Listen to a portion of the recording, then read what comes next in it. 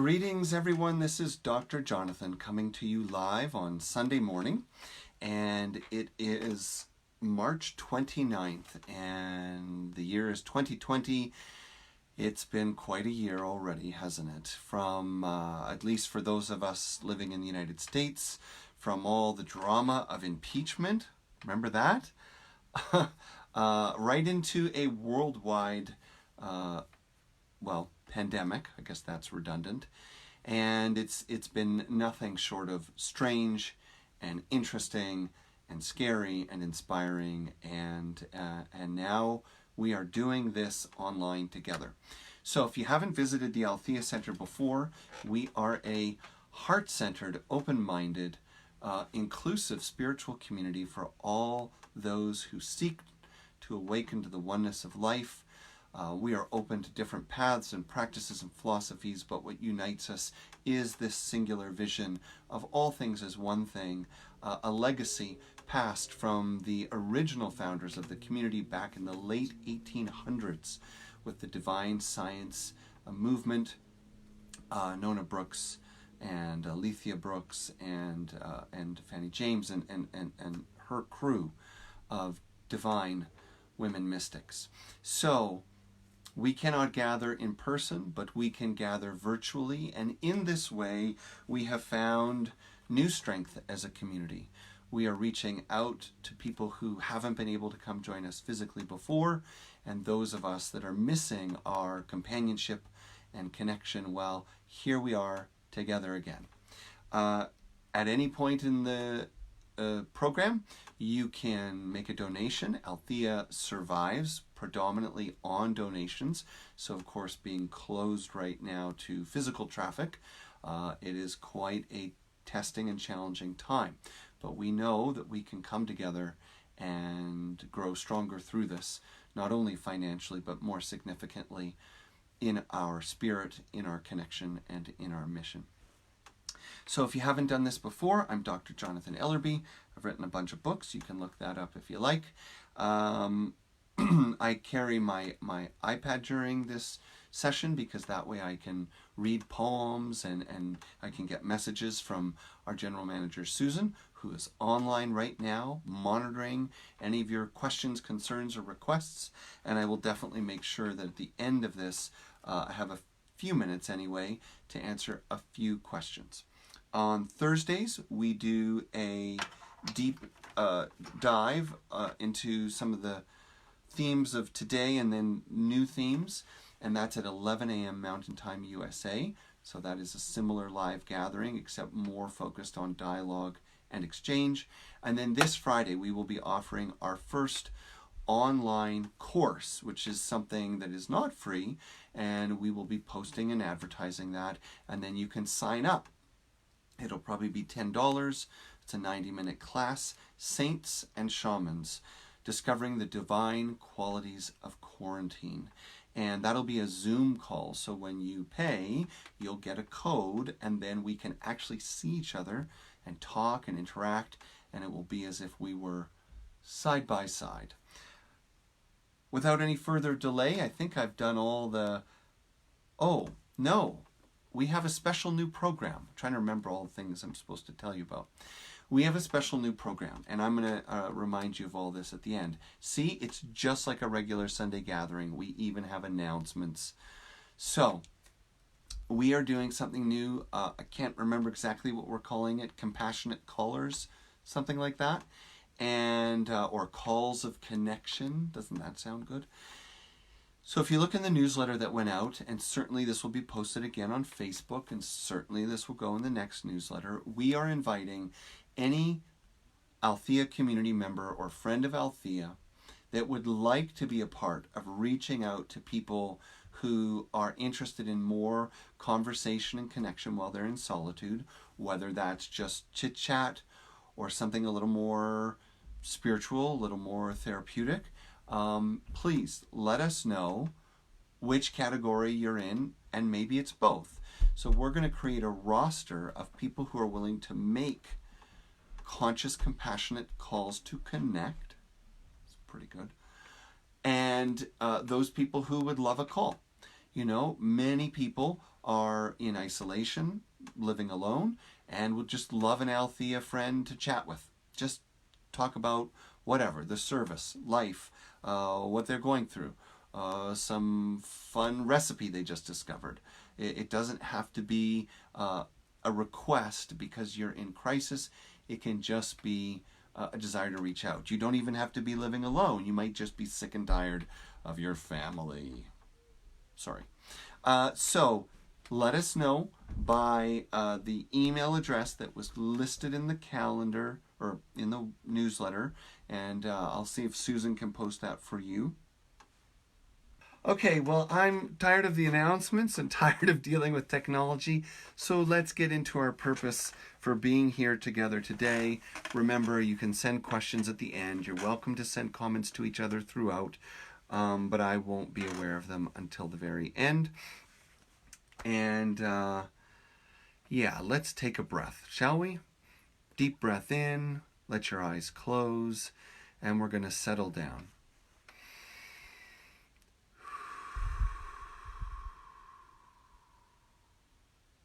Slowing down and settling down, I invite you to imagine that your awareness is making a simple journey. Like a feather descending from the sky, you let your attention move from a preoccupation with thoughts to the distraction of emotions and into a quieter place. So perhaps putting one hand on your heart and one hand on your belly.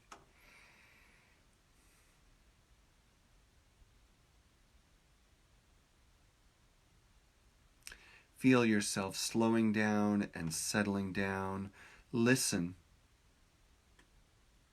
to the stillness and silence that you carry.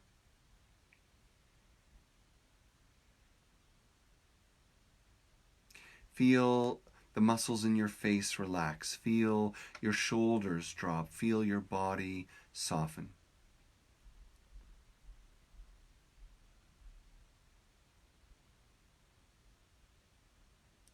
Breathing out as long as you can. Breathing out until your stomach muscles contract.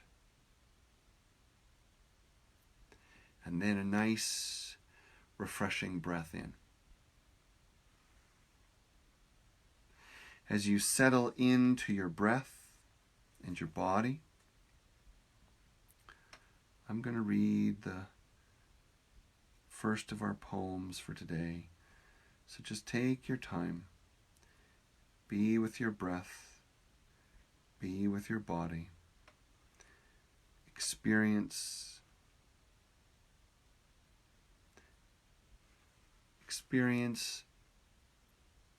the simplicity of the silence within.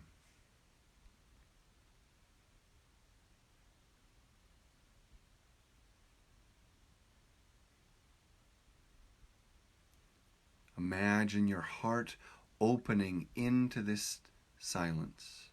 Imagine your mind stretching out in all directions within this silence. Imagine that in this innermost place of stillness,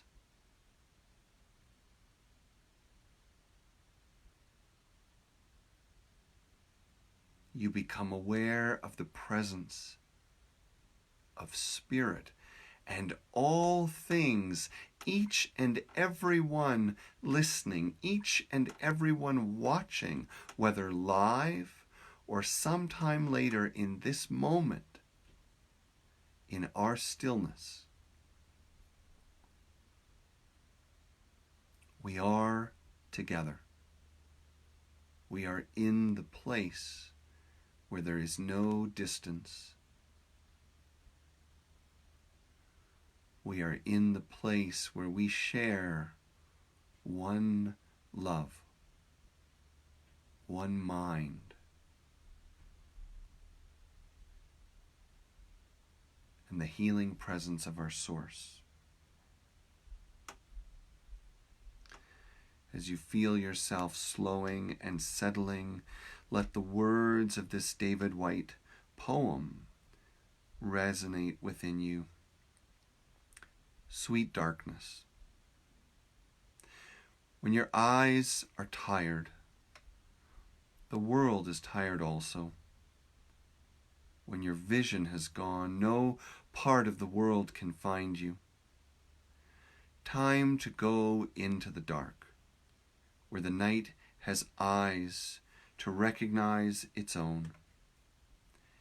There you can be sure you are not beyond love. The dark will be your home today. The night will give you a horizon further than you can see. And you must learn one thing. The world was made to be free in. Give up all the other worlds except the one to which you belong. Sometimes it takes darkness and the sweet confinement of your aloneness to learn. Anything or anyone that does not bring you alive is too small for you. And staying with this feeling, staying with these words as we open our hearts to embrace the world as it is. This moment as it is, all the changes, all that has been taken, all that is being revealed within us as we greet and celebrate and struggle through these strange times.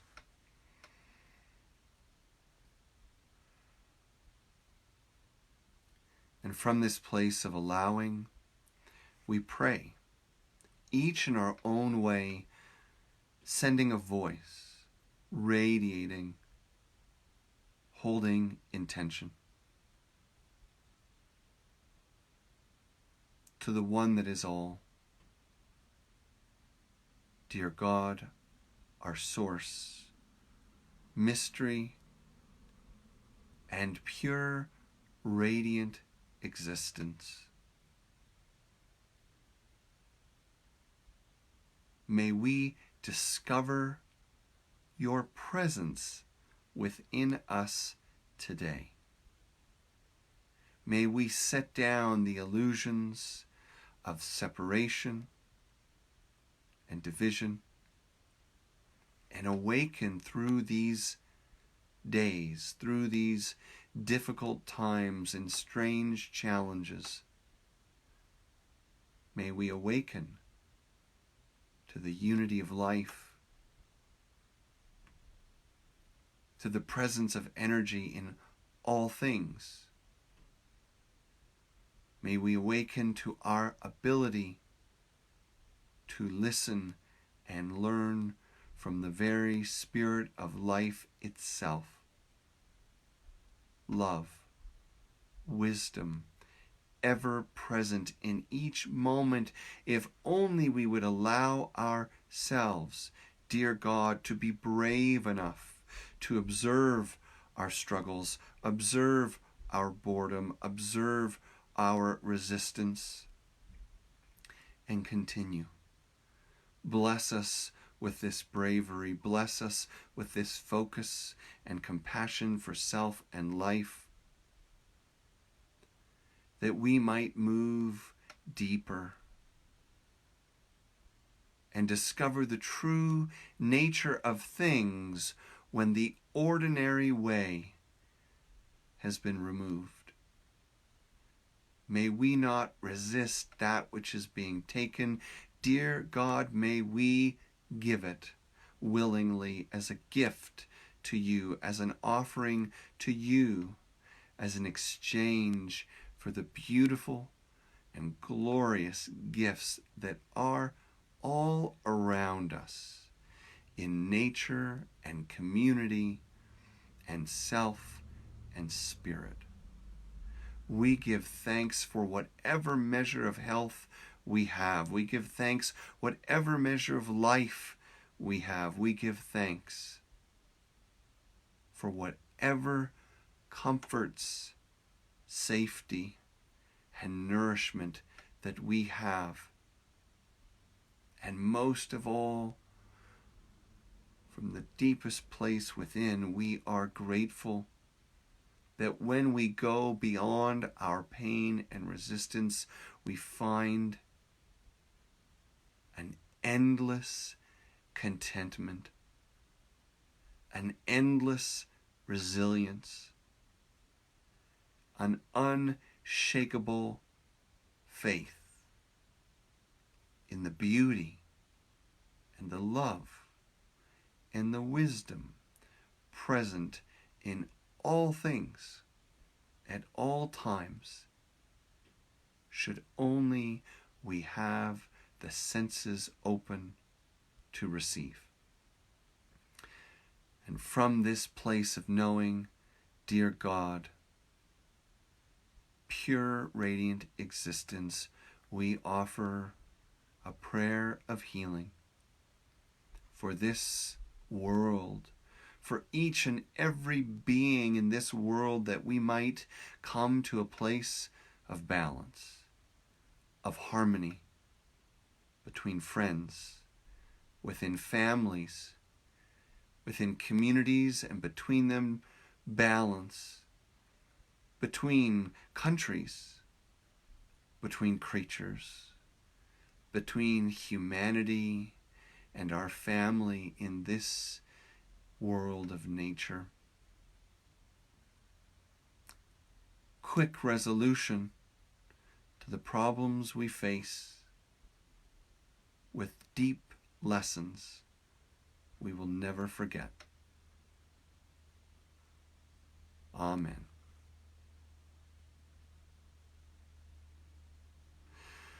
And so from there, I have another poem for you. And this is another David Whyte. I think there's a lot of wonderful poets you can be exploring and reading in this time of self-limiting and quarantine.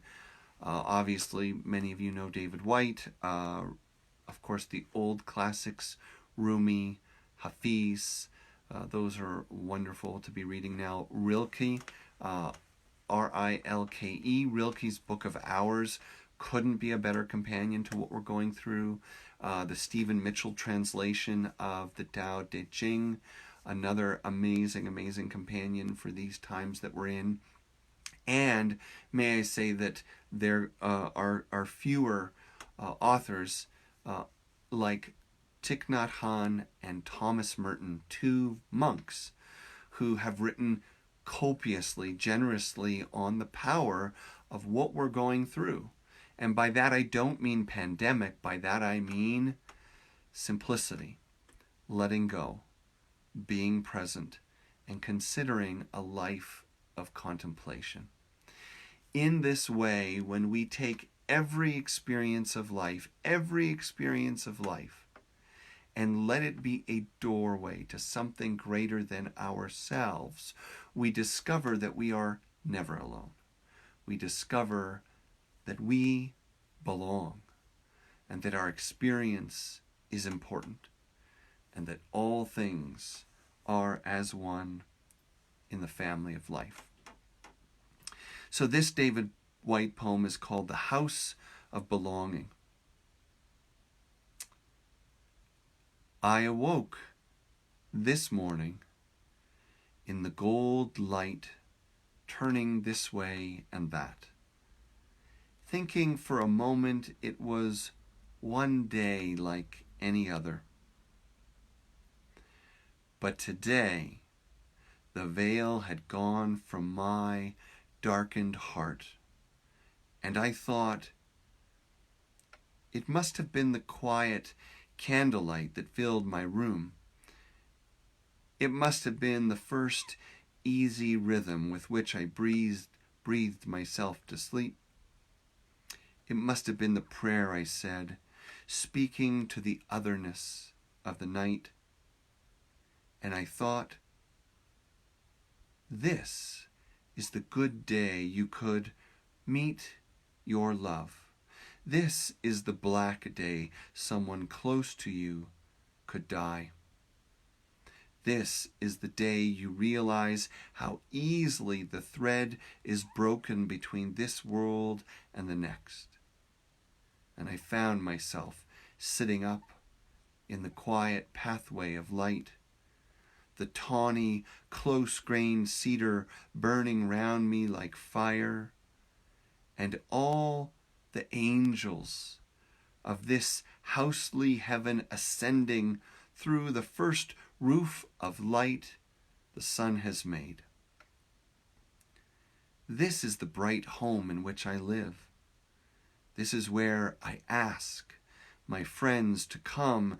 This is where I want to love all things, and all the things it has taken me so long to learn to love. This is the temple of my adult aloneness, and I belong to that aloneness as I belong to my life.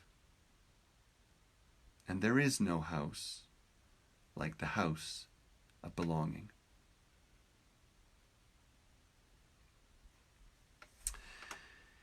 As we move through these days, these strange and wonderful and wild and scary days,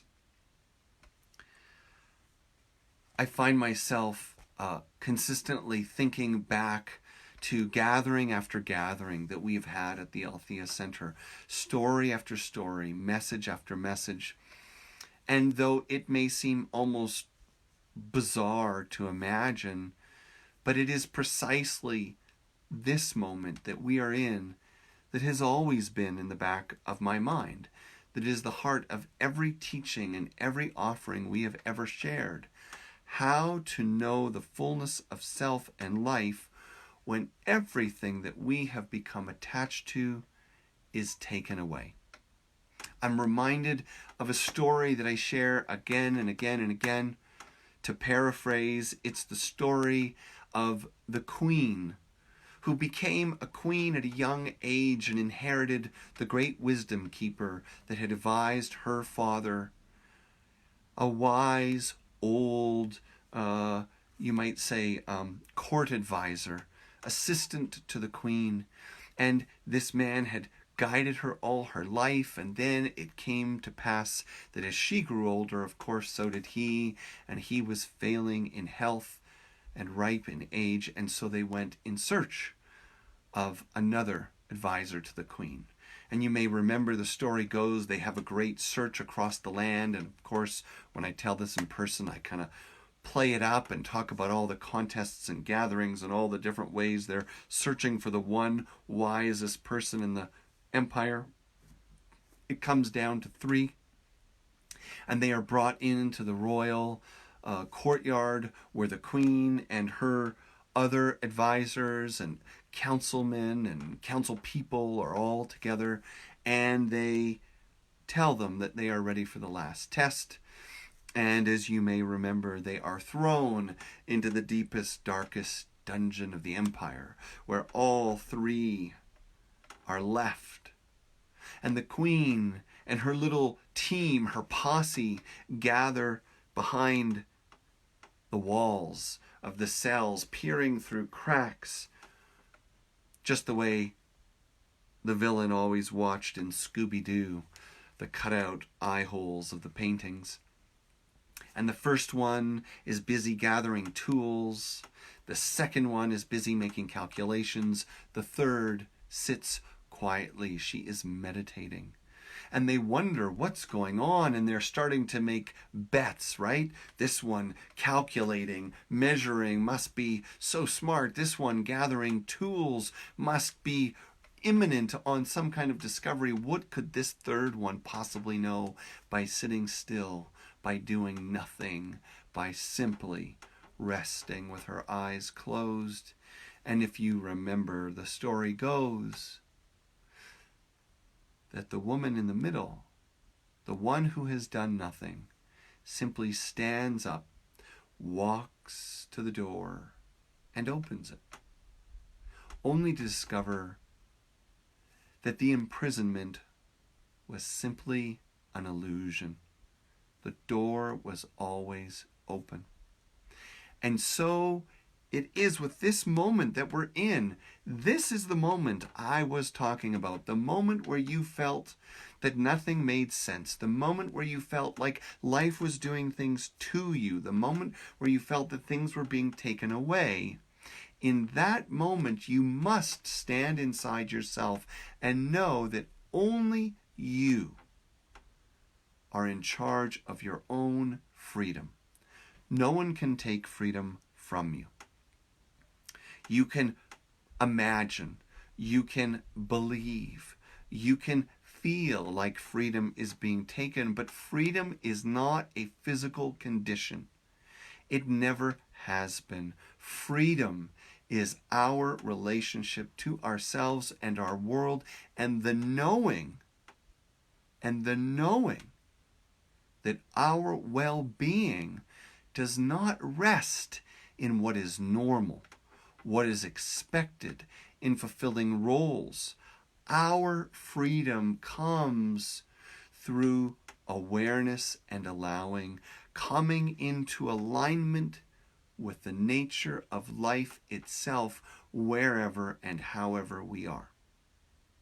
And so my thoughts have been turning to springtime. Springtime, at least where I am in the world, and hopefully we have people listening from all over the planet. But in the spring, there is no conference about when to begin. There is no think tank or worldwide committee on the blossoming of flowers or the sprouting of grasses. All things work in concert, non-verbally, without explanation or reason. They follow their nature together.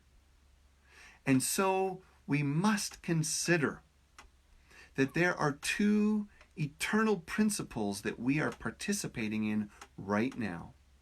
And one is the cyclical nature of life, that nature has its own innate wisdom and things rise and fall and rise and fall, and it has always been that way, from the birth of stars to the formation of this planet to your own body. A constant dance of creation and destruction, disintegration and reintegration, everywhere, always, everywhere, always. And at the same time, evolution. That we are growing, we are learning, that while the tree goes through the same cycle, it is also taller and taller and taller. While creatures go through the same cycles of hibernation, awaking, searching for food, raising families, returning to sleep, and so on. In the same way, we, you and me, are both participating in these natural forces, the cycles and the evolution. Sometimes people like to portray the movement of life as a spiral, sometimes as a circle, and for many people in the modern world, we think and hope it's a straight line. But today, you might picture it as a kind of rolling cycle. Cycle after cycle, repeating and yet moving forward. There is nothing that has been stopped in your life because of quarantine. Nothing. Your life continues. The only thing that you really are continues.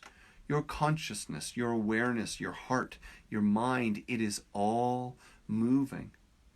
Now, if you allow it to feel stuck or settled or without engagement, well, that's fine. That's your way of engaging this cycle. But make no mistake, nothing and no one outside yourself is in charge of what you're going through. This is between you and your truest self, you and your soul. And more so as you discover, remember, awaken, integrate the truest experience of self that you have, you discover it falls away and something greater is revealed. That all life is merely spirit, source, energy, consciousness expressing itself as you, through you, and you discover life through it. This dance is all we're doing ever, whether the streets are crowded or empty, whether the job is busy or ended. We are a part of evolution and cycles no matter what. But then this brings us to the question, well, if evolution and cycle are the nature of creation, the nature of spirit in the human energetic experience, then how do I participate? How do I come into full alignment so that I might receive and experience the gifts of this moment and not see it as a robbery, not see it as an injustice, not feel it as boredom and fear or panic? Well, it's interesting because with each passing day, I find myself reminded more and more and more of some very familiar experiences that I've had in my life and their experiences of spiritual practice. More than that, experiences in communities of people that live close to the earth. I'm reminded of months when I've lived in African villages, months when I've lived in Native American communities. I remember when I was 20 years old, through a very good friend of mine, a Navajo Dene friend of mine, I met a woman in the Navajo Nation who lived near a place called Big Mountain. Some of you might have remembered that from the news back in the 60s and 70s as they fought against the Peabody Oil Company, who sought to claim and cultivate and poison their land, moving people off places of rich financial opportunity and destroying ancient lifeways. Well, I got to live with one of these elders from the community for a little while, and it was just me and her for quite some time. And when I say quite some time, I mean like a couple of months, not like a couple of years. But life with her was life like quarantine. She lived simply. Some might call it in poverty. There wasn't a lot of food or choices of food. The day's activities were handled slowly, carefully. There was a lot of sitting, a lot of waiting, a lot of watching and listening. Her life moved slowly. And for me, as someone who grew up in a very Western world and came after a year of university to be with her, that slowness, it felt like medicine. It felt like my body and my mind and my heart could finally arrive at the true pace of life. And then, day by day, as my anxiousness with the lack of busyness, with the lack of pace, with the lack of prosperity in financial terms, the gifts came like a fountain. She encouraged me each morning to wake with the sun, to not miss a moment of the day, and to walk or run towards the sun until I grew tired and then turn around and come back, where we would clean. I was staying in a hogan, an 8-sided little cabin, and she encouraged me, come back and clean your bed, clean your room. Don't let the spirits of life see that you are ungrateful or unintentional or things may be taken from you. Cherish everything. Greet that sun. Tend to your things. Live simply. And the world will give generously. There wasn't much we did in a day. Herding sheep, sometimes shearing sheep, preparing very, very, very simple food a couple of times a day, fixing what needed to be fixed, But there was no unnecessary busyness. There was no clinging or reaching for TV or radio. There was no TV, of course, and radio reception wasn't anything of note out there. But life was full. Finally, I could see the true stories of life. I could hear the true entertainment of life in the evolution of things, in the cycle of things. Birds, sheep, grasses, pinyon trees, all the different elements of life had vibrant, dynamic stories with incredible things to teach and incredible feelings to impart. And only by slowing down, only by letting go, only by simplifying could I discover what was ordinary life to her. And so I made a note here. 3 things, again and again, through native tradition, through native ceremony, and through the countless days I have been blessed to spend in nature, sleeping under the stars, canoeing, hiking, whatever, all different manners of engagement with nature. And the lesson has come the same each time. 3 things. First, slow the energy of your life. Second, quiet your mind. And third, open your heart. After these 3 things, all you have to do is wait. Just watch. Listen. Pay attention.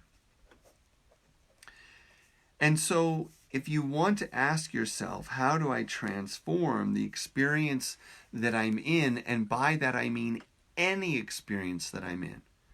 Arguing with a partner, arguing with a friend, feeling hurt by a friend, feeling abandoned by family, struggling with an addiction, dealing with a health problem, facing financial ruin, or just the panic and overwhelm of a pandemic that you never imagined or planned for. If you want to receive the gift of life directly, if you want to experience the power of our unity, then there are really, now I said 3, but let's revise this. Let's say there are really only 4 things to do. And this is the heart of really almost all spiritual practice.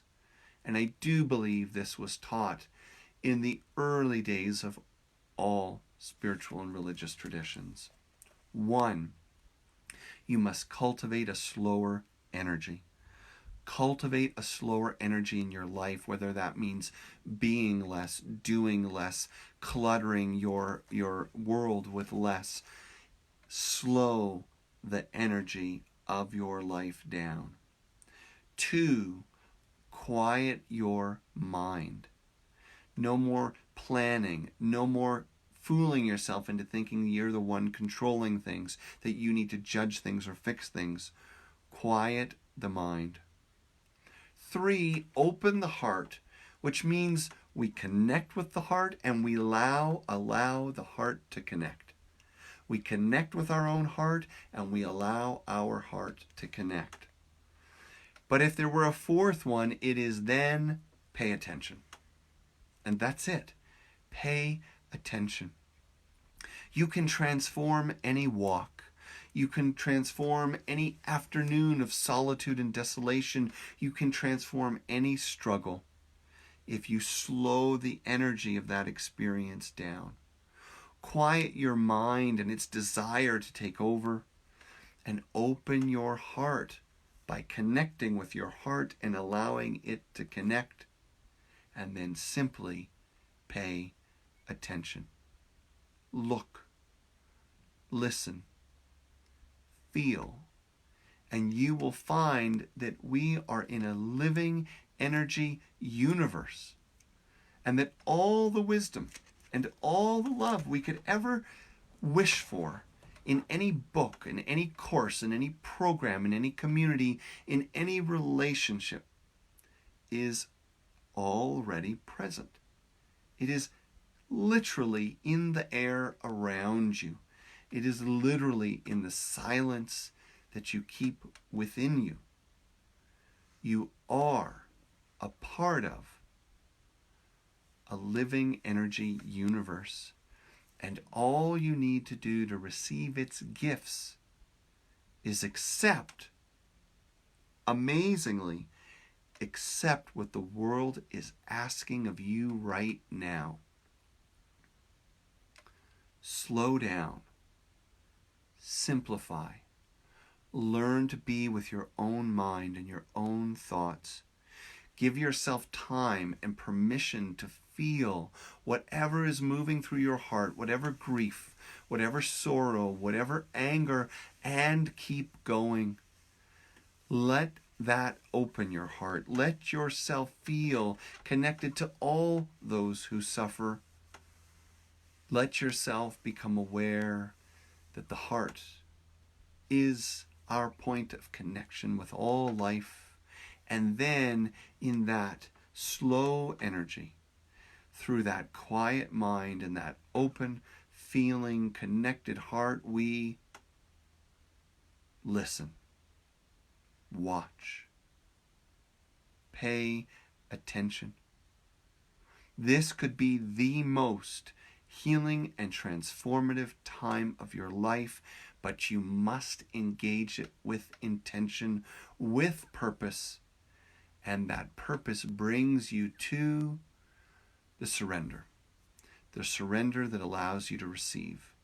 And this, with no exaggeration, is precisely what the world's mystics and saints and sages and shamans have been teaching for thousands of years, from the early Rig Vedas to contemporary New Thought, Jewish tradition, Zen tradition, Christian tradition, Islam. Embedded in all of our traditions of seeking and transcendence is this simple understanding that the world is wise and loving. Our source is wise and loving.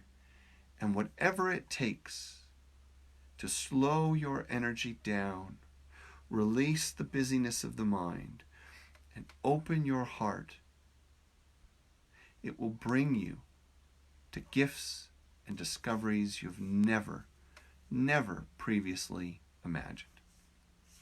So with that, we are coming to the end of our time together for this gathering.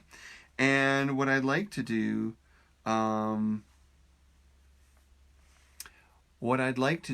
is take some time to see if there's any important questions before we wrap up. And I'm looking right here. I've got my little question tablet. Now, it's true. I'll do a little announcement here while Susan possibly sends me some questions. So Thursday at 11 a.m. Mountain Time USA. Thursday, 11 Mountain Time USA, we do another community gathering. This one has a shorter message period, so it's more like 20-30 minutes, and then 30 minutes of just Q&A. So people sharing what's coming up for them, sharing what's on their mind, and I take the posts and respond in real time so that we have a kind of a dialogue. Friday, we're going to have saints and shamans discovering the divine qualities of quarantine. That will be 12:30 Mountain Time. You can join this course from anywhere in the world. It'll be 90 minutes. We're offering it for $10. If you need a scholarship, let us know. But of course, this is how we're going to keep our community going and growing and thriving. That will be a Zoom call so that you can see and hear the other participants, and I can see and hear you. Also, don't forget that we have the Compassionate Callers. The Compassionate Calling program is one in which if you want to stay connected with the community, but you don't have people's numbers or you just don't know who to talk to, let us know. And if you would like to be someone who reaches out and calls people that might be living alone or feeling alone or just wanting someone to chat to, let us know. You'll see that sign up in our newsletter. So if you want to be a part of the Compassionate Calling program, either side of it, and for any reason, let's celebrate our community and connect. Let's talk. Also, of course, donations are very, very, very, very, did I say very? Very welcome.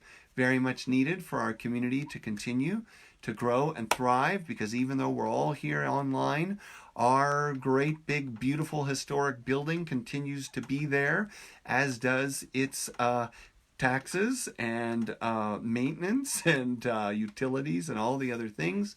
We have staff, and so your donation means the world to the Althea community, and thank you to the people that have been so generous lately. On that note, I'm going to check in. I see lots of sharing, but I see no questions. So I'm going to stall one more moment, and then we're going to go to the last reading of the day. All right, Miss Susan, what do you see? Any questions? Any questions? If you are not on the Althea newsletter list, it's very easy to sign up for. You just go to our website, altheacenter.org, and I think you just put in your email. And if there's ever too many messages, you can just select out. So there you go. Looks like we are done. I see lots of greetings and posting and lots of good feelings and love, but it looks like, okay. 2 questions. So let's do these 2 questions, and then I guess we'll wrap up. So one is, whose interpretation of the Tao did Jonathan refer to? I don't know if I have one right here beside me to grab.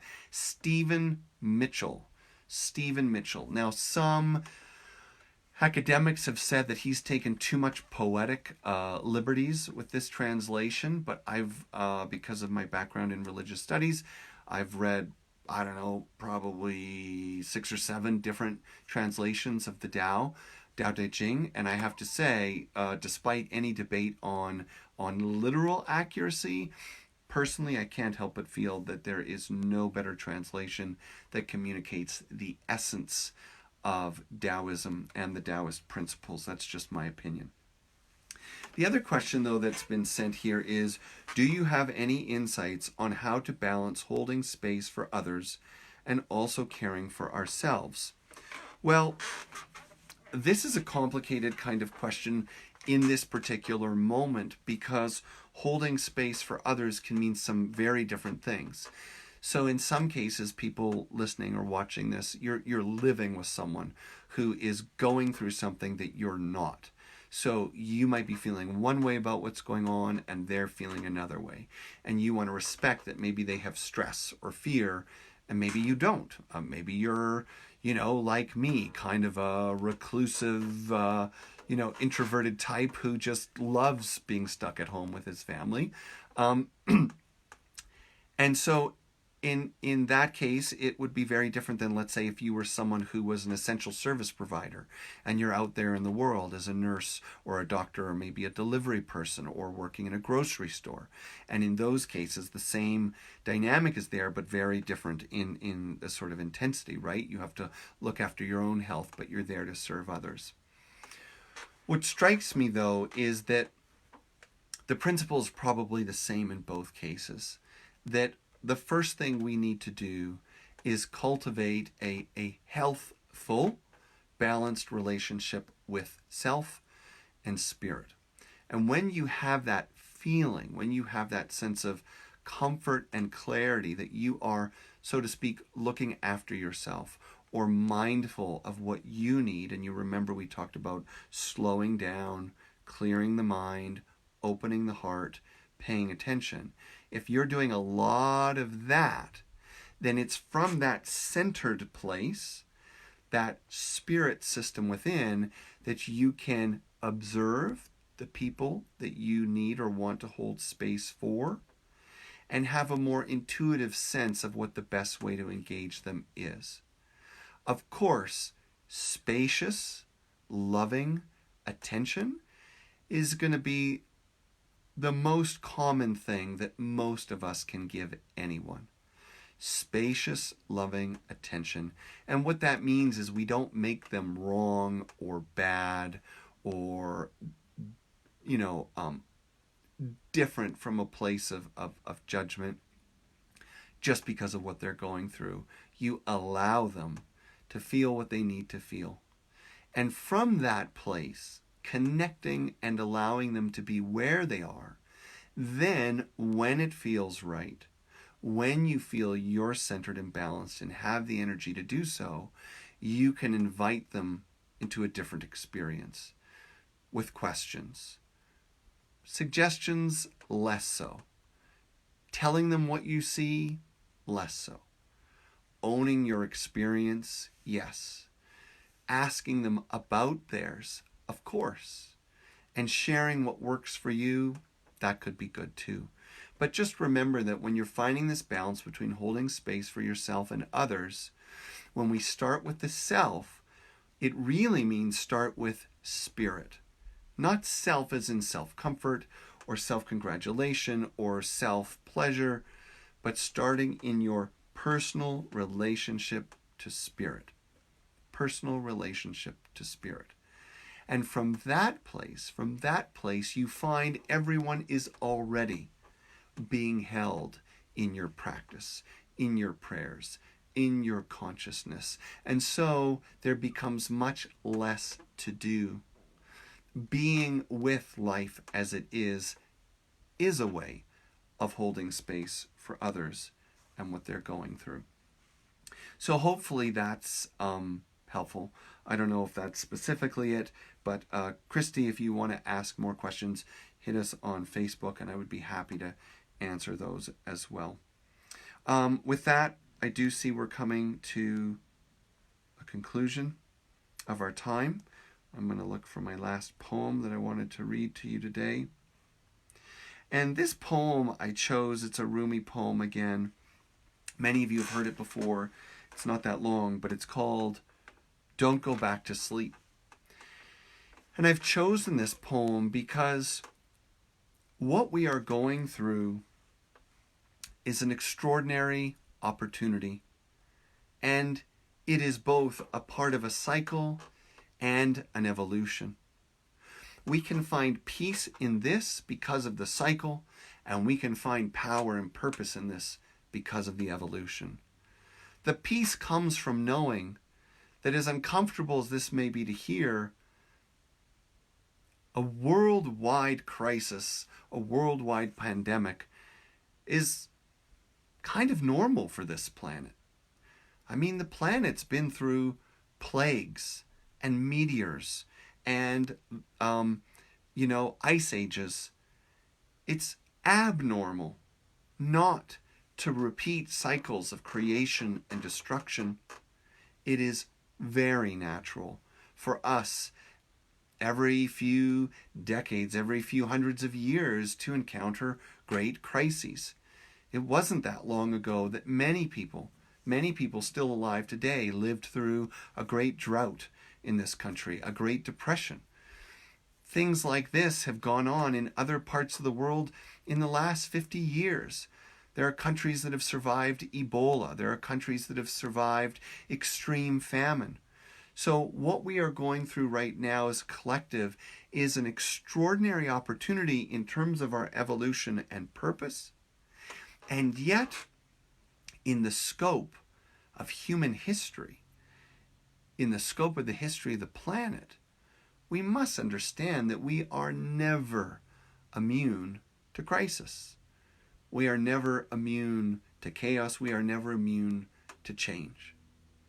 And the opportunity is to treat this as a wake-up, a worldwide wake-up to the true nature of life, to what really matters to us, to who we are truly. And I believe this poem helps us to feel that, to hold that. So you might want to look it up. Don't Go Back to Sleep by Rumi. So in closing, let's let our eyes close. Let's take a breath.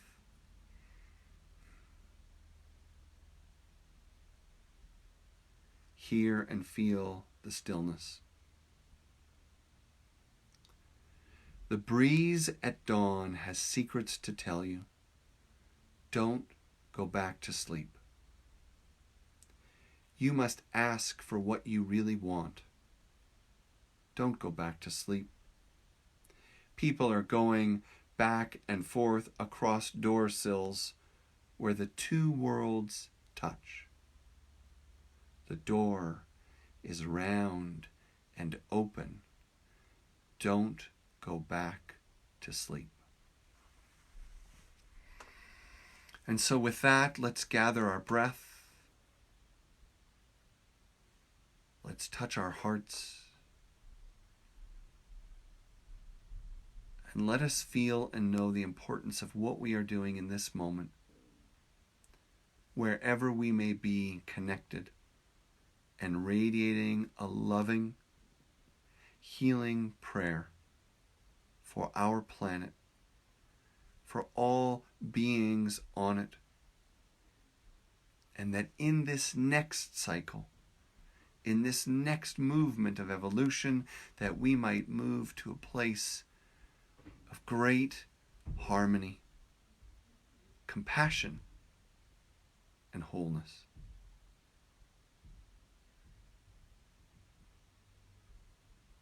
May it be so. Amen. Well, thank you, one and all. It is indeed exactly time to conclude. I can't thank you enough for being here with me. Again, you know our schedule. We can see you Thursday, maybe Friday, maybe next Sunday, until we're through this and we can gather in person. Please join us live. Please share our videos. Please consider donating. And of course, reach out to your friends in community. Let us know if you want to connect with other people from Althea and other spiritual seekers like you. And we will do our best to be a bright light in a difficult and demanding time.